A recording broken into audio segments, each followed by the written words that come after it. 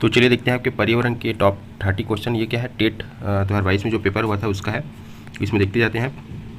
मच्छरों के द्वारा फैलने वाले या होने वाले रोग है, तो याद रखना क्या है आपका, मलेरिया है, डेंगू है और चिकनगुनिया है।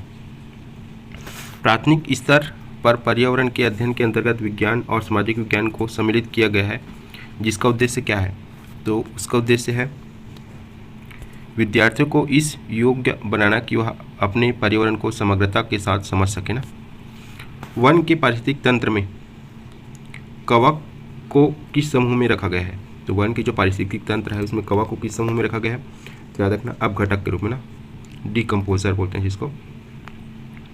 पर्यावरण अध्ययन के कहानियों को एक शिक्षा शास्त्र की तरह उपयोग किया जाता है, तो इनमें से क्या है आपका सही है, कौन कौन सा सही है, तो याद रखना बी सही है इसमें।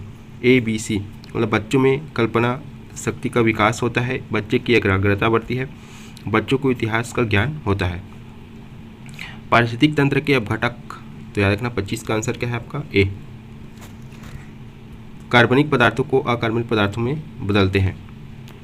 शिक्षण आकलन के किस उपकरण के अंतर्गत बच्चे की सीखने में प्रगति की जानकारी एकत्रित कर उसका रिकॉर्ड रखते हैं, तो 26 का आंसर क्या है, 26 का आंसर है आपका बी, पोर्टफोलियो ना। इनमें से कौन सा कथन कक्षा में आयोजित गतिविधि के संबंध में गलत है, तो कौन सा गलत है जी बताइए आप लोग। इसका आंसर है ए। हम लोग देखते हैं सही क्या क्या है। गतिविधि जो है उत्सुकता जगाती है, गतिविधि में शिक्षक की भागीदारी न्यूनतम होनी चाहिए, गतिविधि में चुनौती का तत्व मौजूद होना चाहिए। आगे आपका एनसीएफ 2005 ने पर्यावरण अध्ययन के लिए कौन सी अनुशंसा की है, तो ये है आपका आंसर है डी है ना। कक्षा में शिक्षक के द्वारा बच्चों को परिवेश की जानकारी देनी चाहिए। पर्यावरण अध्ययन की कक्षा में बच्चों से खुले प्रश्न पूछने का मुख्य उद्देश्य है, खुला प्रश्न पूछा जाता है जिसका मुख्य उद्देश्य क्या होता है, तो बच्चों में अपसारी चिंतन का विकास करना। अपसारी और एक होता है अभिसारी ना, तो ये क्या है, खुला प्रश्न जो है अपसारी करता है ना, याद रखना है आपको। फिर अगला है आपका भारत में लड़के व लड़की के विवाह के लिए सबसे कम उम्र है, तो क्या है जी सबसे कम उम्र, ये है आपका 21 वर्ष और क्या है 18 वर्ष, लड़का 21 लड़की 18 ना। इनमें से कौन सा समूह प्राथमिक उपभोक्ता है, प्राथमिक उपभोक्ता, तो प्राथमिक उपभोक्ता कौन सा है आपका गाय और क्या है खरगोश है ना। इनमें से कौन सा प्राकृतिक और सामाजिक अंतःक्रिया का उदाहरण नहीं है, तो कौन सा नहीं है आपका, ये खुदाई नहीं है ना, बाकी पेड़ों को काटना है, बांध का निर्माण है, नवीन विद्यालय का क्या है प्रारंभ करना है, ये क्या है आपका प्राकृतिक और सामाजिक अंतःक्रिया का उदाहरण है। 33वां देखते हैं।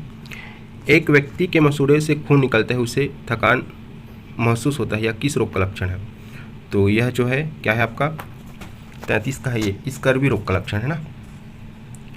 पर्यावरण अध्ययन की कक्षा का प्रारंभ कुछ प्रश्नों से किया जाता है, निम्नलिखित में से कौन सा कथन प्रश्न पूछने का सही परिप्रेक्ष्य नहीं है, तो सही परिप्रेक्ष्य नहीं है उसको हम लोग देखते हैं। आपका आंसर है डी। अब सही क्या क्या है, बच्चे के पूर्व ज्ञान का पता लगाया जा सकता है, बच्चों को आलोचनात्मक चिंतन करने का अवसर मिलता है, प्रश्न बच्चों में जिज्ञासा जगाते हैं।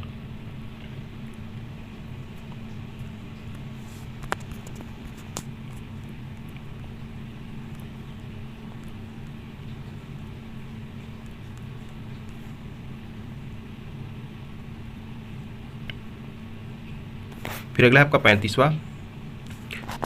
दहेज प्रतिषेध अधिनियम कब लागू हुआ, तो दहेज प्रतिषेध अधिनियम कब लागू हुआ है, ये हुआ आपका जुलाई क्या है 1961 में ना। 35 का आंसर सी। इनमें से कौन सा विद्यार्थियों के उचित व्यवहार में वृद्धि के लिए सर्वाधिक उपयुक्त है, क्या है सर्वाधिक उपयुक्त उनके व्यवहार में क्या है वृद्धि करने के लिए, तो 36 का है डी आपका प्रशंसा। इनमें से खाद्य श्रृंखला का सही क्रम कौन सा है, तो खाद्य श्रृंखला का सही क्रम कौन सा है, सी है घास खरगोश फिर शेर।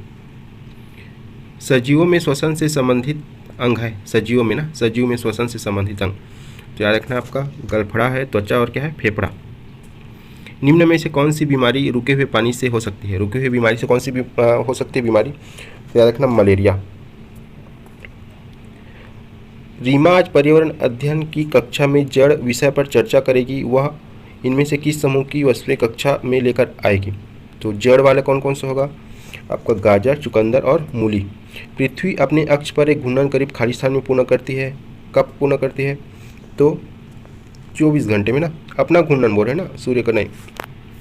फिर आपका 41 हो गया। देखते हैं 42 नंबर।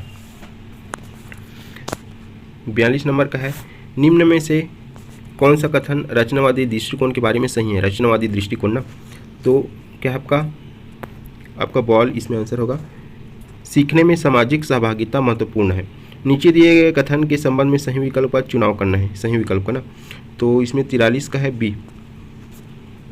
ये बच्चे को समस्या समाधान करने में सहायता करती है। कक्षा में बच्चे द्वारा की गई गलतियाँ, तो क्या करती है गलतियाँ? ये बच्चे को समस्या समाधान करने में सहायता करती है। निम्न में से कौन सा पर्यावरण का भौतिक घटक नहीं है? तो पर्यावरण का भौतिक घटक कौन सा नहीं है? आंसर सी, कवक नहीं है ना, भौतिक घटक। फिर आपका है, प्राथमिक स्तर पर पर्यावरण अध्ययन में परिवार महत्वपूर्ण भूमिका निभाता है। क्योंकि परिवार क्यों महत्वपूर्ण भूमिका निभाता है? ये है आपका सी, यह वास्तविक स्थिति में सीखने के अवसर उपलब्ध कराता है। पर्यावरण की पाठ्य पुस्तक के संबंध में कौन सा कथन सही है? कौन सा कथन सही है? तो 46 का है आपका ए और बी, ए और डी ना। तो पाठ्य पुस्तक में परिभाषाओं को शामिल किया जाए, आलोचनात्मक चिंतन को बढ़ावा देने वाले अभ्यास हो। पर्यावरण अध्ययन की कक्षा में शिक्षकों ने अदरक को तना कहा, क्यों कहा तना? तो इसमें पर्व और पर्व संधियाँ होती है। इनमें से कौन सा पर्यावरण अध्ययन में रचनात्मक आकलन है? रचनात्मक आकलन कौन सा है? तो 48 का है डी, बच्चों से क्रियाकलाप करवाना और अवलोकन को दर्ज करना। अगला आपका, गीता रमन की पत्नी है, देव गीता का इकलौता भाई है। यदि ऋतु गीता की पुत्री है तो देव ऋतु से क्या रिश्ता है? तो इसका आंसर है आपका बी, मामा ना। आज का लास्ट क्वेश्चन देखते हैं ईवीएस का आपका, प्राथमिक स्तर पर मानचित्रांकन सिखाने से किस कौशल का सबसे अधिक विकास होता है? तो आपका होता है स्थान, दूरी और दिशाओं के समझ की क्षमता। तो थैंक यू आप सभी का। वीडियो को क्या कीजिए, लाइक कीजिए, चैनल को सब्सक्राइब कीजिए और कृपया करके दोस्तों में ज़्यादा से ज़्यादा शेयर